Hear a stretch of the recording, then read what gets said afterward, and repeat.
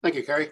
Good day, everyone. Thank you for joining us and welcome to our webinar titled Your Zero Trust Journey, Passwordless for Government.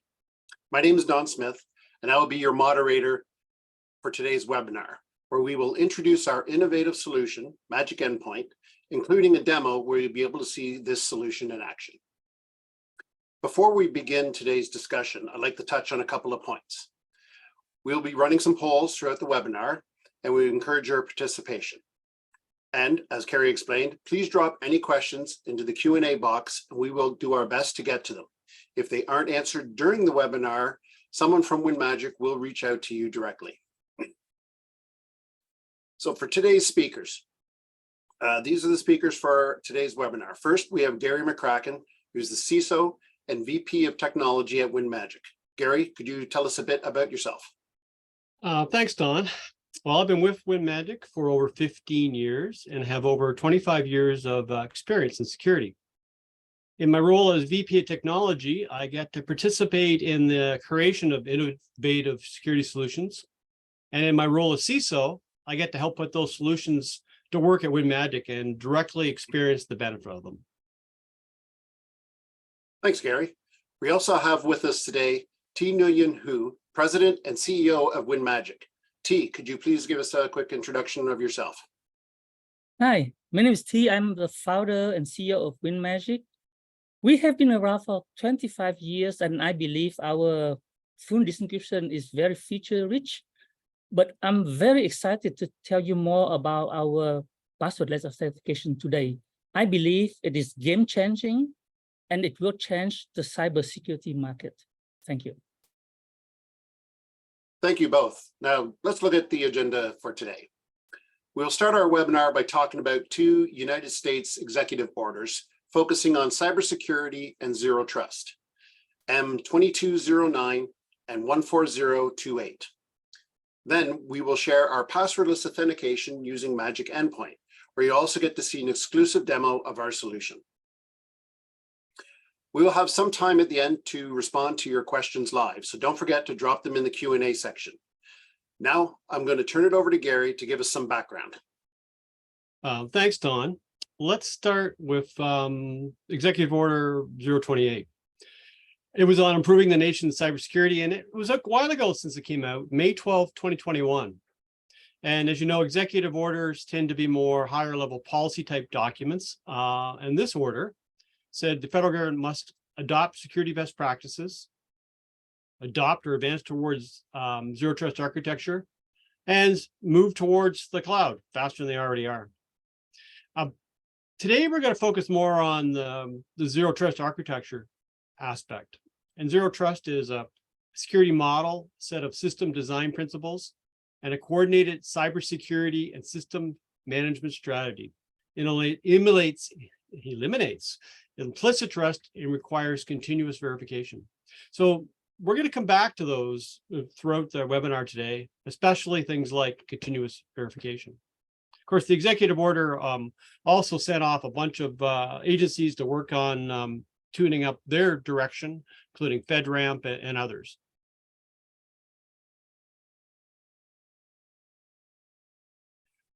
The next sort of big memo or document came out a while later, Memorandum M-22-09, about moving the U.S. government towards zero trust principles. And it's more of a strategy document and gets a little bit more detailed. Prioritizes defense against phishing and says you must consolidate identity systems. There's an emphasis on MFA, but not just any MFA. It has to be phishing resistant. So it actually says you got to discontinue those ones that aren't phishing resistant. And those are things like those SMS codes you get, or one-time password, or push notifications, all not phishing resistant. Give some options. It says PIV cards, which many agencies use as an option, as well as FIDO. But PIV is not always a practical option for some, and I think that's probably why FIDO has also been outlined as an option for phishing resistance. Whatever the solution, state it needs to be centrally implemented and supported. But there's more to zero trust than just using phishing-resistant MFA. They also say that you have to leverage data from different sources to make intelligent decisions about authentication. And that includes not just the user, but the user and device and the security posture of the device. That needs to factor into authentication decisions. But even then with zero trust, you're not done, because once you've authenticated a user, they have some access, they don't get to have that access forever, maybe an hour, but not a day or a week or a month. And so zero trust is you have to continuously evaluate any active session to see whether they still deserve that trust and that access. Another one of the documents that executive order pointed to and agencies was CISA. I just wanted to point out that they have a good document here on the threats for MFA. And again, they also state that phishing-resistant MFA is the gold standard. And migrating to it should be a high priority effort. And also, they also recognize that while PKI is good, it's not for everyone, because you have to have a large and mature organization to support it. And then there's my favorite, NIST. NIST is, I think, probably the most foundational set of documents. This particular one I'll point out is 863. It's a set of documents with A, B, and C. And part B is actually on authentication and lifecycle management. And amongst other things in there, they have 3 levels of authenticator assurance. So authenticator assurance, AAL 1, 2, and 3. And the higher up, the more secure it is, the more assurance you have that that user is actually that user when they authenticate it. And then there's the C, which is about federation and federation assertions. And as NIST likes to do things in 3s, there's 3 levels of federation assertion levels, 1, 2, and 3. So that's, I think, time for a poll.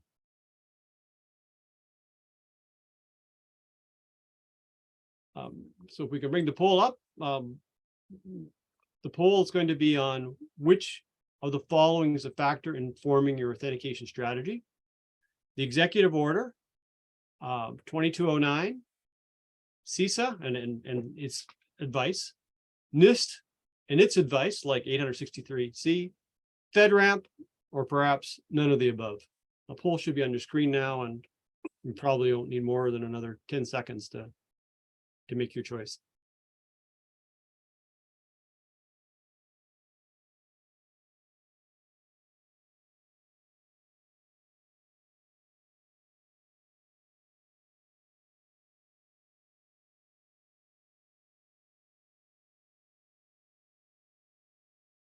Okay, let's see if we're going to see any results.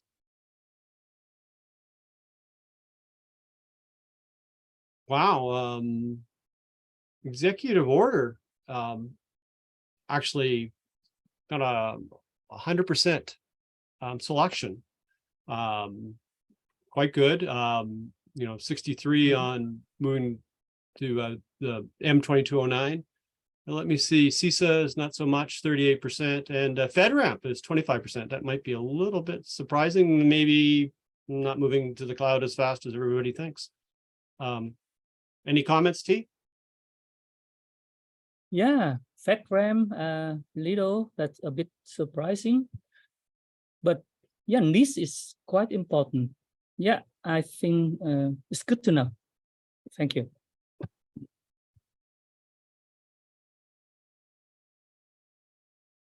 So before we move to the next section, T, I had sort of one question for you.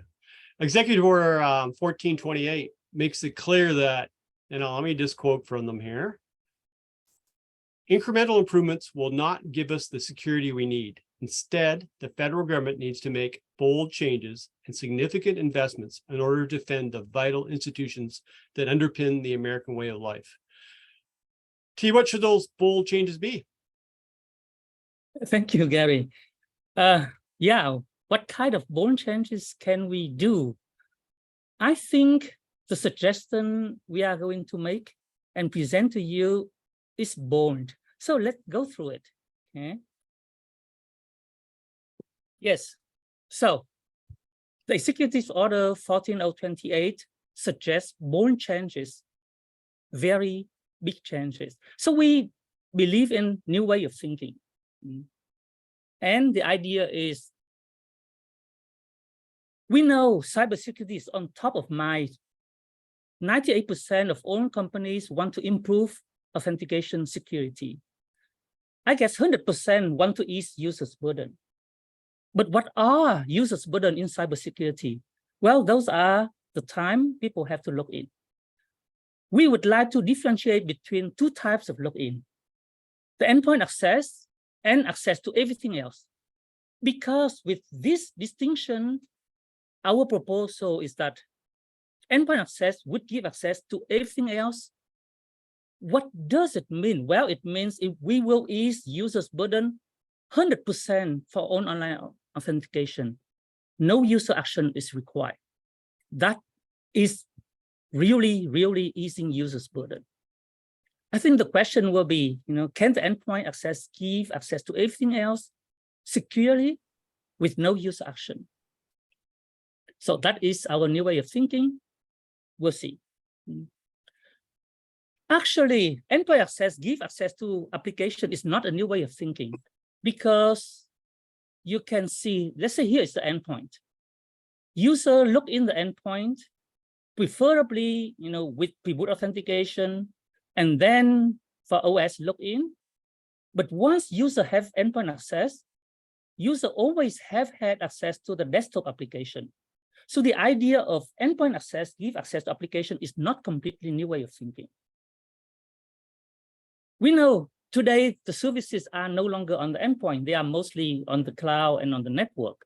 So let's address the services on the cloud. The industry solution for this is the federated authentication. The idea is the identity service provider, the IDP, will take care of that authentication for all supporting application and services. So the IDP will do that so that application don't have to do the difficult authentication, and the user only have to go to the IDP. So instead of going to different application, instead of the application having to do hard work, the IDP take care of all. And that is what the industry is doing. But at WinMagic, we try to do that without user action, because it is possible. How do we do so, can grant user access to application without user action? So you can see we have an endpoint and we have a server. So what we do is we create a Magic Endpoint Center to coordinate the two endpoint and server. And we say, the endpoint's job is to verify the user. That's what the endpoint has been doing since ever it existed. So nothing new about that. But now, because the endpoint have to prove to the IDP it's authentic and authenticity and the user on it, the endpoint will first off tell the IDP a way that the endpoint is authentic. And that by using the TPM and create a key which only the TPM has, nobody else in the world have. And with the TPM in the correct protocol, public key-based protocol, the endpoint can guarantee to the IDP that the endpoint is correct. But endpoint is not enough. We want to make sure the user is verified as well. So the endpoint, having been doing the user for a longest time, will see that it verify the user and uses user credential to form an entity, user and device. It uses a TPM key, and this new key doesn't exist until the user log in. And if the user log out, the key is erased. So this entity, user and device, is unique only on the endpoint and only when the user log in. And with this private key, the endpoint can prove to the IDP that the IDP is dealing with the authentic user and the authentic endpoint at this point in time. It's based on the TPM trust. And with public key cryptography, the entire world would try to attack it, and it would take the world years, hundreds of years before they can break one endpoint. And so it is unbreakably secure. Having this identity, the endpoint will have a persistent connection to the IDP, whereby the connection is secure by the TPM. So every time the IDP want to verify something, the TPM have to sign the signature actively so that it's proof that no other endpoint can do that, and only with the correct user on the endpoint. With the persistent connection, the endpoint will continuously supply to the IDP the security posture of the endpoint, the user presence, if the user log on, off, or the screen is locked. And even more important, and I believe that nobody has this solution, the endpoint even know user intent. If user go to use Office 365 or a VPN or any services, the endpoint is the first one to know that. Endpoint can supply that to the IDP as well. With this intimate connection to the endpoint, the IDP can actually even control the endpoint access. If the endpoint is reported stolen, the IDP can tell the endpoint to lock out the user because it's likely, from the attacker. And if the endpoint support the GPS solution, the IDP could even try to find where the endpoint is. So with this persistent connection and the entity, user, and device, the endpoint provide to the IDP an event-driven update. So the IDP doesn't have to poll. It trusts the endpoint that first off is secure, and then anything affecting security posture will be reported, then the IDP will react accordingly. The persistent connection is unbreakably secure, and the IDP know in real time, every time, that the endpoint and the user is authentic. Equipped with this intelligence, the endpoint, the IDP can verify for own application if the endpoint and the user is correct, as you see, without user action. Again, the IDP even knows not only about the endpoint and the user, it even knows user intent. And with the endpoint, it knows the posture, the history, and everything else. Let's verify this a bit. Let's compare that with, the most of the authentication solution out there. And let's talk about all the passwordless solution where, we don't even talk about the so-called obsolete MFA or older MFA, even about all the passwordless solution. And we touch the phishing resistant as well. So normally the endpoint will tell, let's say, the Exchange server, I want to have services, I want to have email. The Exchange server will tell the IDP to verify the user. Most solutions use a phone, so the IDP talk to the phone, and the user take out the phone, press something on the phone, or type something, and come back to the IDP. IDP is somewhat satisfied and tell the server that access is granted.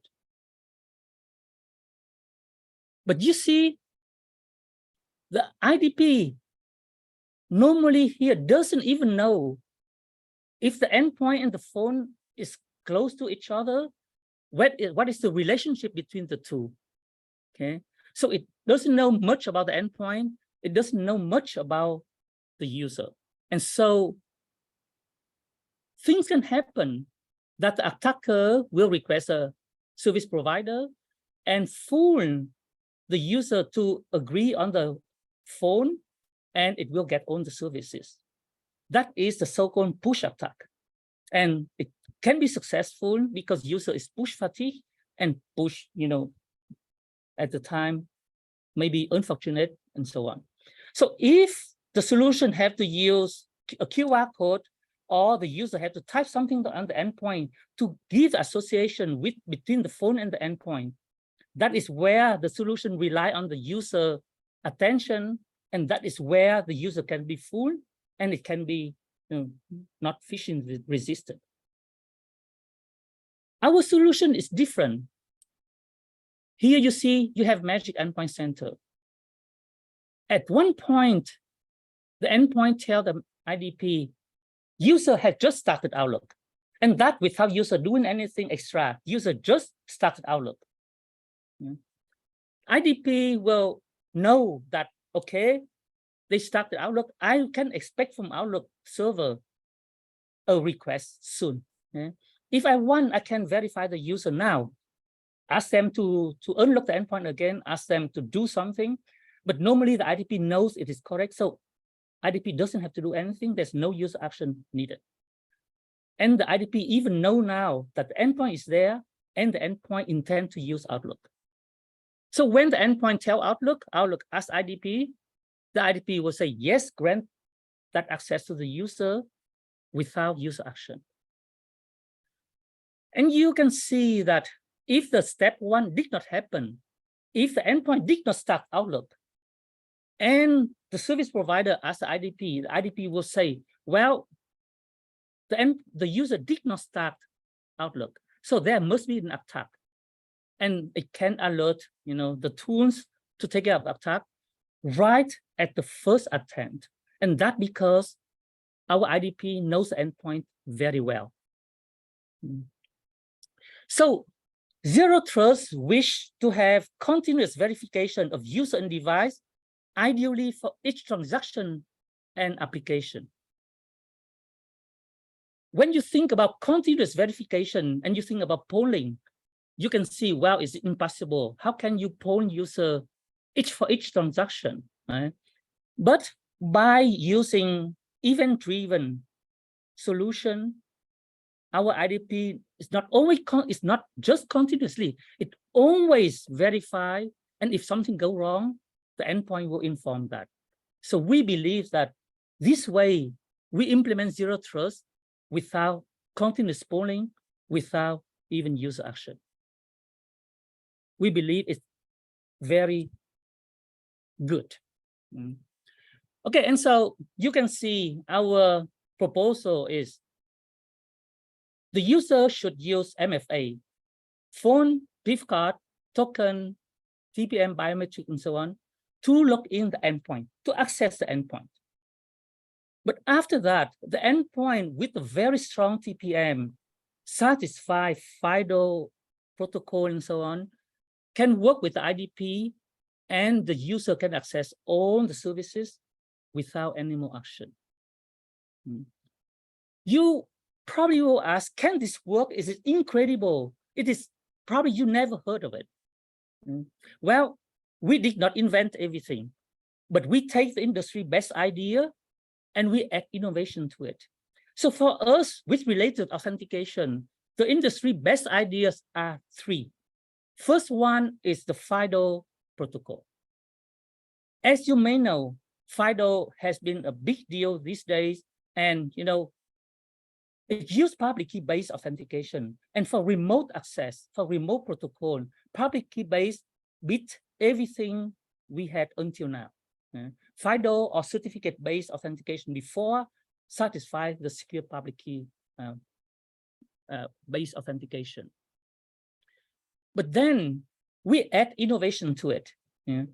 We create this user and device, not only user, but user and device bound passkey. So the endpoint verify the user and will create this identity and will erase it if it's not available.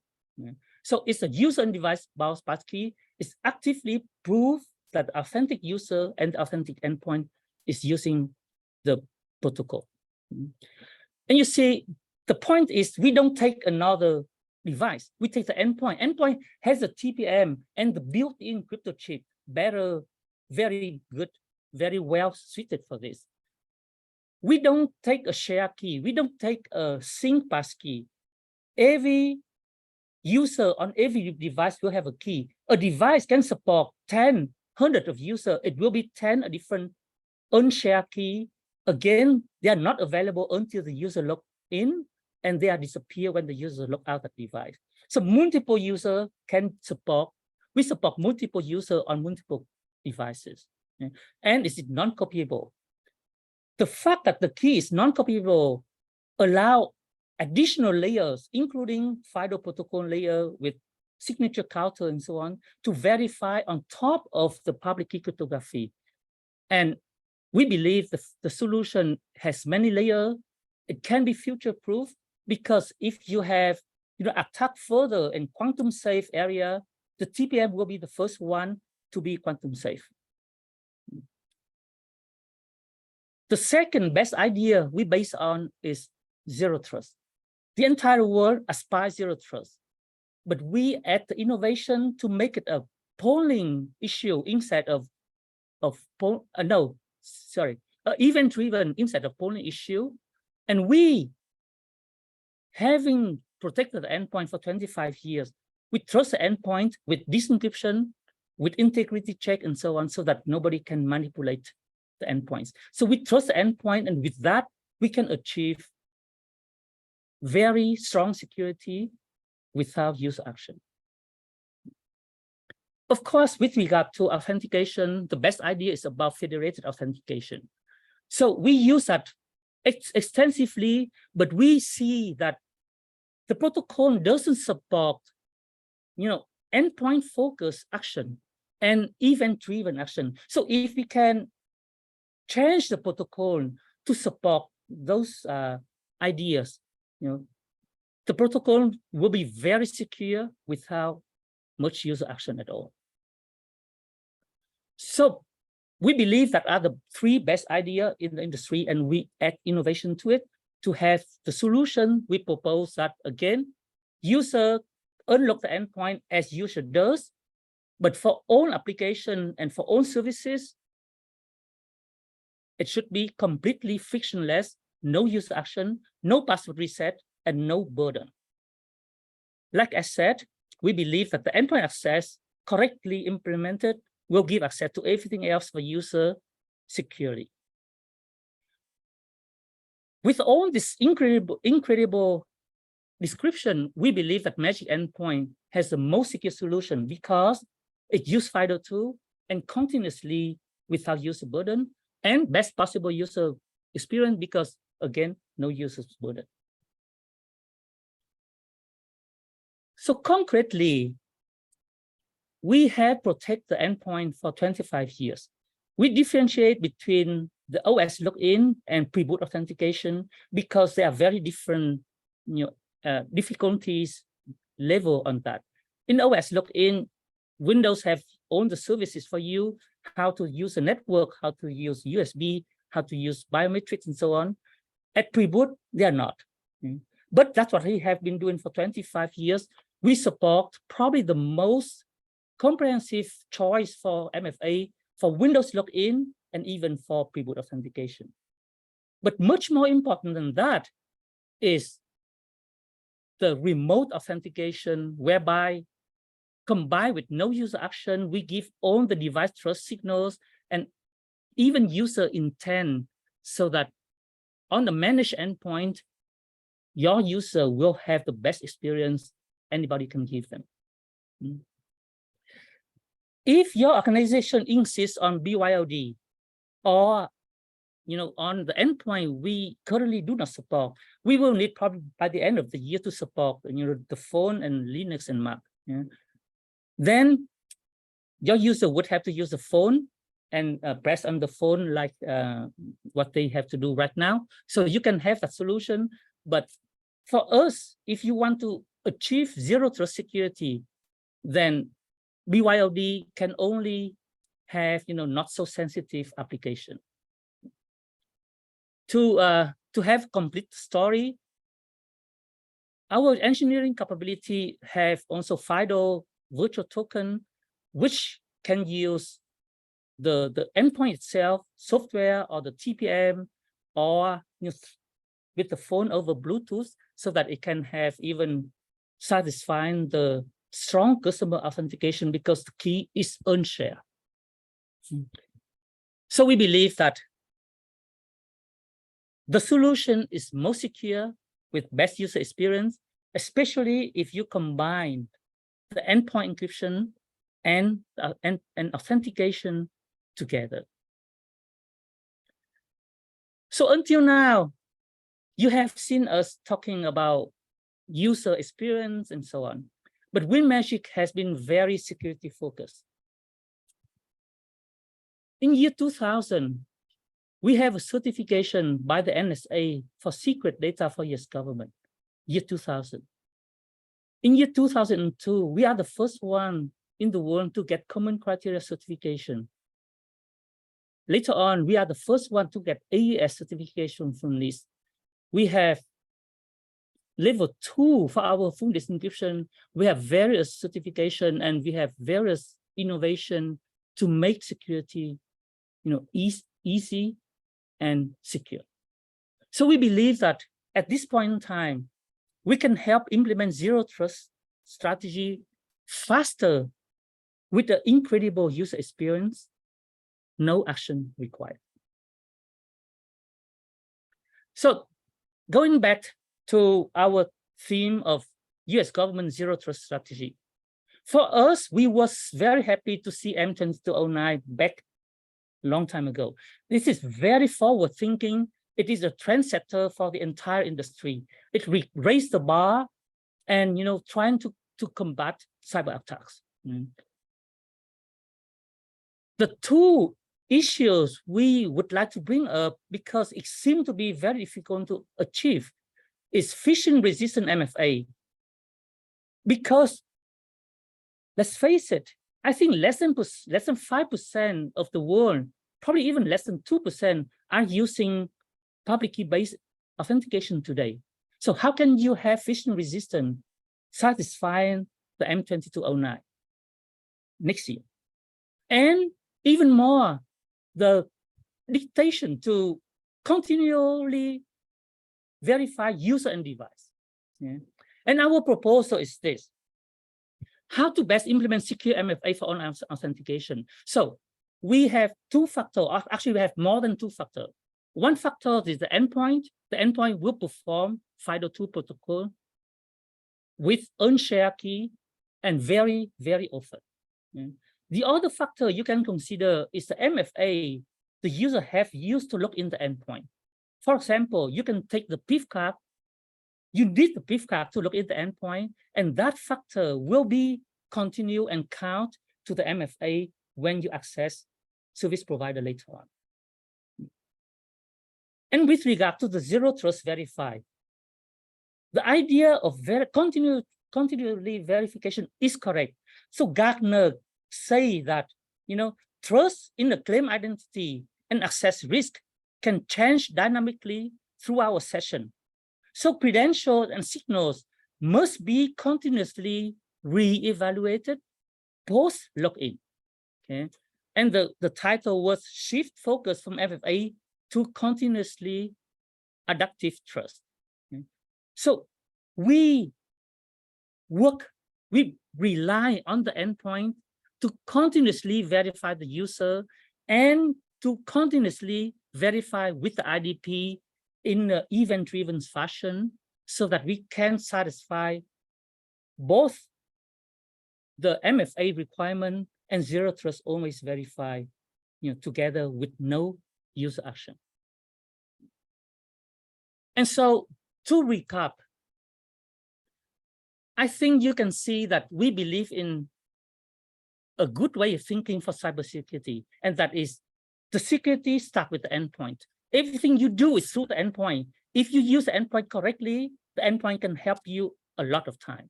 And so use the endpoint to help you. Prevention is better than chasing threat. And the best technology to prevent in online world, to bring trust into data, is cryptography, and that in form of encryption and authentication.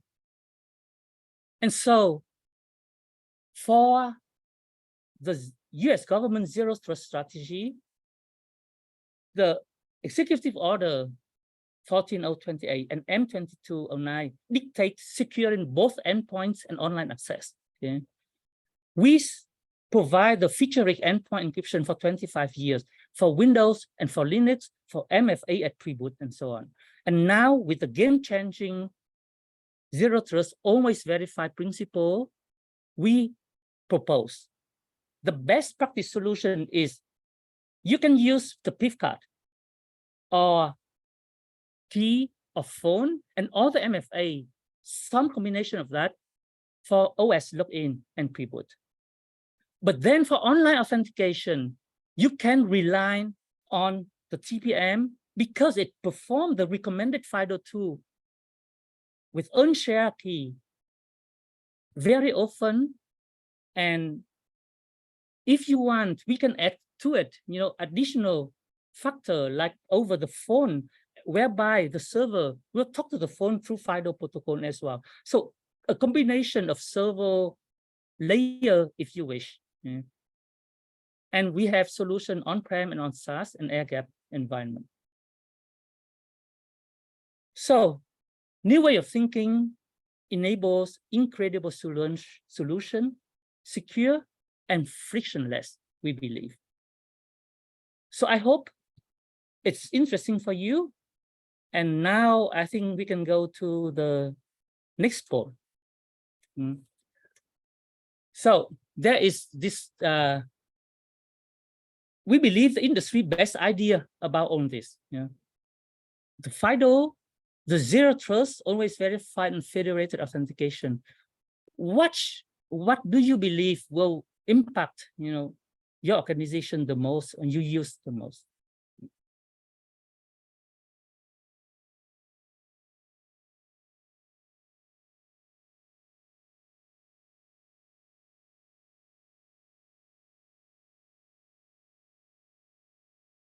We'll give everyone a few more seconds to answer the poll, and then we'll see the results.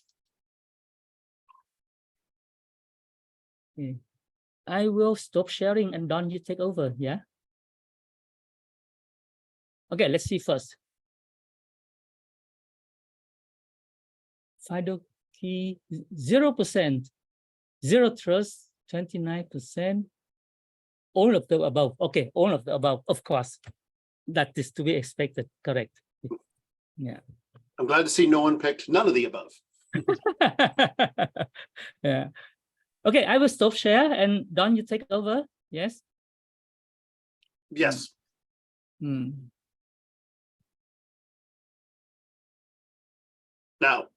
the following demo,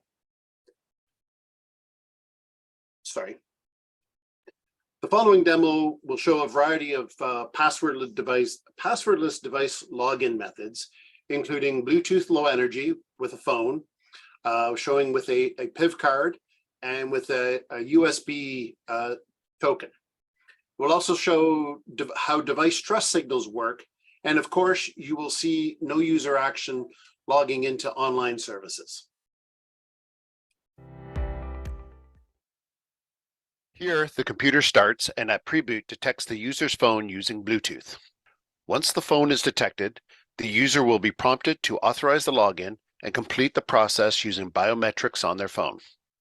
Only a phone containing the correct key can access this device. This login can occur while the device is online and offline. From now on, this phone can be used by the user to log into Boot Logon and Windows on this computer. Using single sign-on, the user account is logged in, as is Magic Endpoint, and is available and ready for use. The user can start accessing online applications using no user action. Here, the user opens Microsoft 365 and connects. Rather than the phone, this uses Magic Endpoint and SAML-based authentication with no user action required.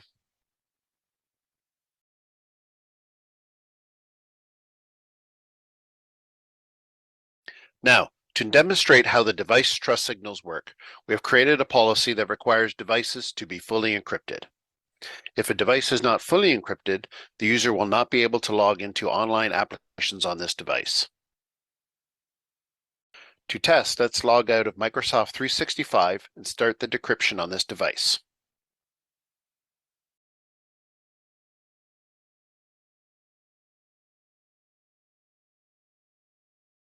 Now, because the endpoint is being decrypted, the policy takes effect immediately. When the user tries logging into Microsoft 365 again, they will be denied access.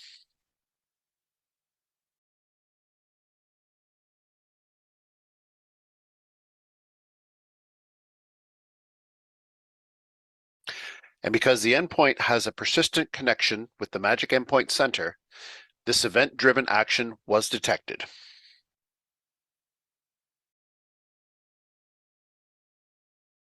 Here, the device waits for the user to authenticate using their PIV card.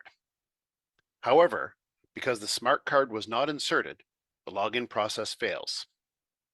When the user inserts the correct smart card, the login is successfully completed and the device logs into the desktop using single sign-on, ready for the user to start using their online applications.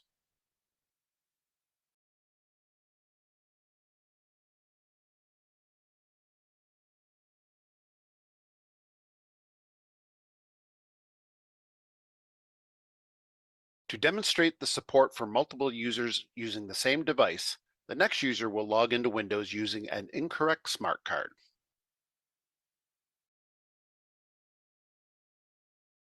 An error appears.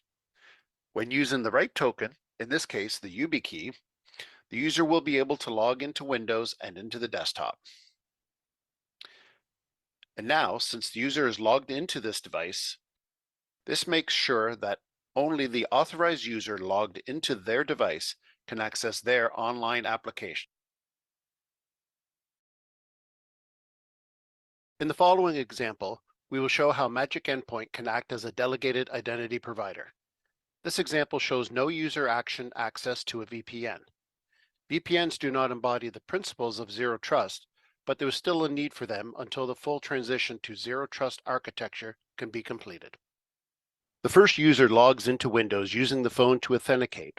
When there are multiple phones and users registered on the same device, the phone near the laptop that has the app running will get the pop-up requesting login approval. Here the user opens the OpenVPN application and clicks on Login with single sign-on, which in our example uses Ping Identity. It gets redirected to the Ping Identity portal, and there he or she clicks on the Magic Endpoint IDP to do the authentication for Ping Identity as the delegated IDP. Magic Endpoint finds the right TPM key for this user and uses it to authenticate the user into the application via public key cryptography, and no action is required by the user. The user is logged in, and we can see the OpenVPN ID of this user at the top right corner. The log will show our IDP has identified the right user AD1 with the corresponding TPM key. Now the user logs out and closes the WinMagic Authenticator app on the phone, and we will perform the same steps for user AD2.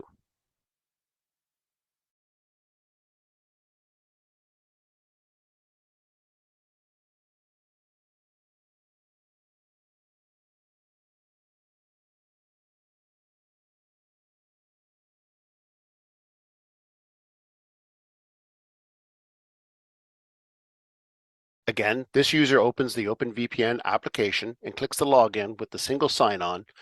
The request gets redirected to the Ping Identity portal, and again the user clicks on the Magic Endpoint IDP to do the authentication for Ping Identity as the delegated IDP.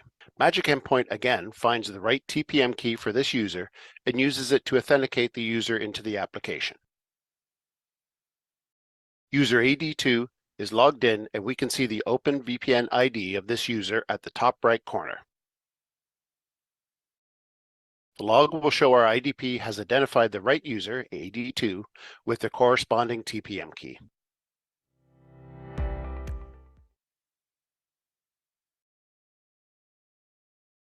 Okay, so that brings us up to poll question number 3.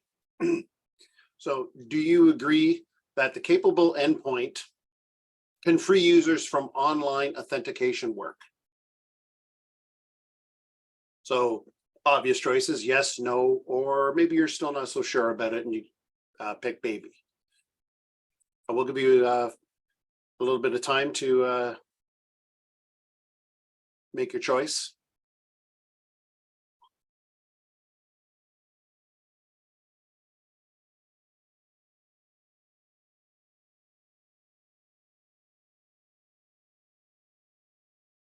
Okay, we're going to have the results. And T and Gary, what do you think of the results here? Wow. Nobody say no. that's that's a big change from some time ago. We have been working on this for 3 years.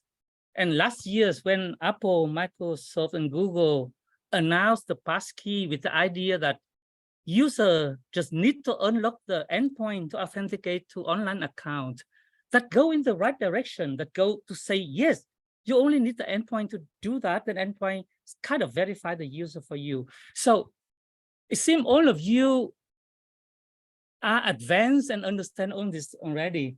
So I think, I'm happy to see it. So Gary asked me from the beginning, what are the bold changes we want to make? And the bold change we want is that the endpoint will do everything for the user, but it seems you already make some bold change yourself. Thank you.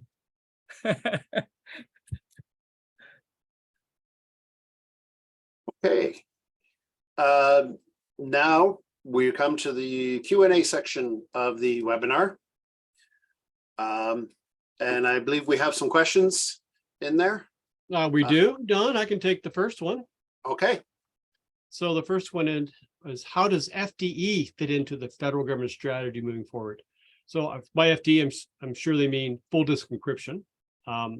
So 1428 says that agencies need to maximize adoption of technologies and processes to implement encryption for data at rest. Well, that's what FDE does, is it encrypts data at rest. So there's that part of it.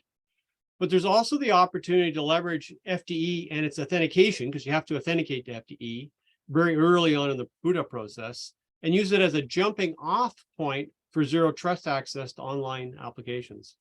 So an example would be using a PIV card at pre-boot to unlock the FDE and chain the trust and the key, decrypt the operating system, changing that trust and keys into Magic Endpoint, which then uses the TPM for the keys, and then chain the trust again into online access with no user action. So there's a role for FDE more than just for data rest. It could be the starting off point for zero trust, no user action access. I can answer one question. The question is, if user relies on the endpoint and no action, what if someone else used the already unlocked endpoint to access secure services? We have discussed internally lengthily about this. So the answer is long though. First off, we have an option to ask user to have explicit MFA for specific application or for all application. And the specific MFA could be, to log in the endpoint again, to do the same thing, or the IDP can check with the phone, and user have to do the phone once more, and so on. And you can have a hotkey to switch from the no user action mode to this mode where user have to do something. But the question back then, is it so that the organization allow user to let other people use the endpoint if online access is secure? So I don't think so. I mean, nobody probably let the employees let other use the endpoint, believing that no harm can be done if other people use the endpoint. And also, what we are trying to do here is to solve cyber attack, online cyber attack. The threat we are talking about is the threat of people going to use the endpoint. And so I believe that looking at all the possibility of today, the best solution is the very simple one. The user still have to unlock have to lock the endpoint before it leaves the endpoint unattended. So we believe that we try to do the best so that there's no user action where the user is difficult for the user to do. For this protection, the endpoint by the user can simply do that for now. And it doesn't seem it's a high-tech solution, but it's probably the best solution. Thank you. Okay, I can take, thanks, Dee. I'll take the next question. The question is, the federal government has used PIV card for years for OS and device access. Are there any disadvantages to the PIV? Well, I mean, the PIV is very secure. We already talked a little bit about how you need to have a mature organization and a PKI to back the PIV. But let's say you do have a PIV card. There's still some issues with PIV cards when we're talking about accessing online resources. Not very many service providers or relying parties actually support direct PIV card logon. And that's where Magic Endpoint can help, because it can help chain that trust from an OS or a pre-boot logon and turn that into MFA phishing-resistant logon to service providers without having them directly implement PIV card support themselves. Thank you, Gary. I have another one I want to address. So the question is, can you explain more about phishing resistance? What makes some solutions phishing resistant and not others? Okay, there are several reasons why some technological solutions are better than others.